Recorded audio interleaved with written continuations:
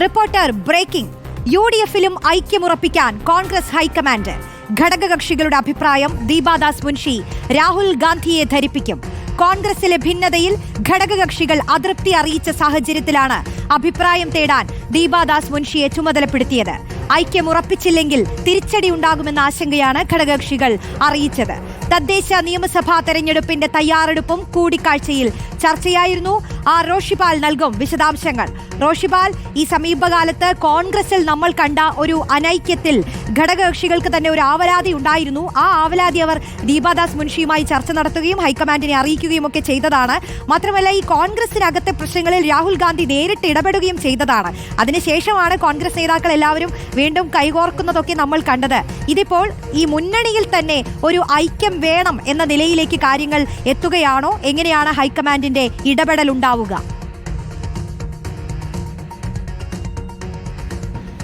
റോഷ്നി, നമുക്കറിയാം, നേരത്തെ ദില്ലിയിൽ കോൺഗ്രസിന്റെ സംസ്ഥാനത്തെ പ്രധാനപ്പെട്ട നേതാക്കളെയൊക്കെ രാഹുൽ ഗാന്ധി നേരിട്ട് വിളിപ്പിച്ചിരുന്നു. അങ്ങനെയാണ് നേതാക്കൾ തമ്മിലുള്ള അനൈക്യം തീർക്കാനുള്ള ഒരു നീക്കം നടത്തിയത്. തൊട്ടു പിന്നാലെ തന്നെ ഐക്യത്തിന്റെ കാഹളം മുഴക്കിയാണ് അന്ന് യോഗം അവസാനിപ്പിച്ച് നേതാക്കൾ കേരളത്തിലേക്ക് എത്തിയത്.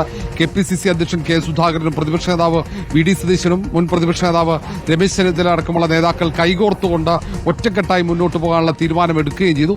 അത് സ്വാഭാവികമായും പാർട്ടി സംഘടനാ സംവിധാനത്തിൽ പ്രതിഫലിച്ചുവെന്ന വിലയിരുത്തലാണ് കോൺഗ്രസ് നേതൃത്വത്തിന്. അതിനിടയിലാണ് കോൺഗ്രസിലെ ഏറ്റവും പ്രധാനപ്പെട്ട മുന്നണി സംവിധാനത്തിലെ ഘടകകക്ഷികളൊക്കെ പരാതികൾ ഉയർത്തിയിരുന്നു. കോൺഗ്രസിലെ അനൈക്യമാണ് അവർ ചൂണ്ടിക്കാണിച്ചത്.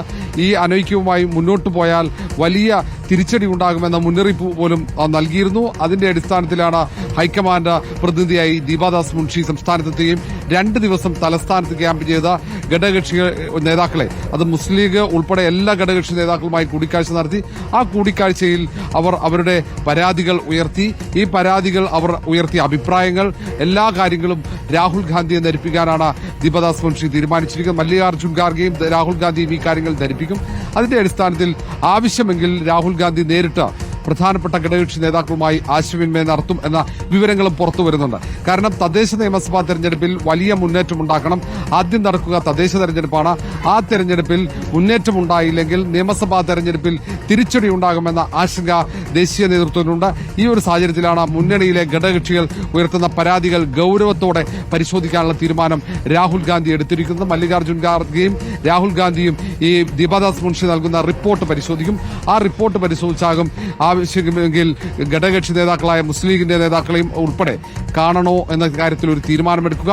ലീഗ് നേതാക്കൾ നേരത്തെ തന്നെ ഹൈക്കമാൻഡ് നേതൃത്വവുമായി സംസാരിക്കാനുള്ള ഒരു താല്പര്യം അറിയിച്ചിരുന്നു. അതിന്റെ ആ ഒരു സാഹചര്യത്തിൽ കൂടിയായിരുന്നു ദീപാദാസ് മുൻഷി സംസ്ഥാനത്തെത്തിയത്. ഏതായാലും നിലവിൽ കോൺഗ്രസിന്റെ പ്രവർത്തനങ്ങളിൽ ഈ ഘടകകക്ഷികളൊക്കെ തൃപ്തി രേഖപ്പെടുത്തിയെങ്കിലും ജനങ്ങൾ ഇത് ബോധ്യപ്പെടണം എന്ന ഒരു നിർദ്ദേശം കൂടി ഘടകകക്ഷികളൊക്കെ ദീപാദാസ് മുൻഷിയുമായുള്ള കൂടിക്കാഴ്ചയിൽ അറിയിച്ചിരുന്നു.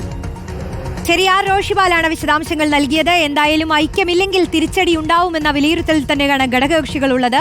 അതിലിപ്പോൾ ഹൈക്കമാൻഡ് ഏതു തരത്തിൽ ഇടപെടുമെന്നതാണ് നമുക്ക് നോക്കിക്കാണാനുള്ളത്. റോഷിപാലാണ് വിശദാംശങ്ങൾ നൽകിയത്.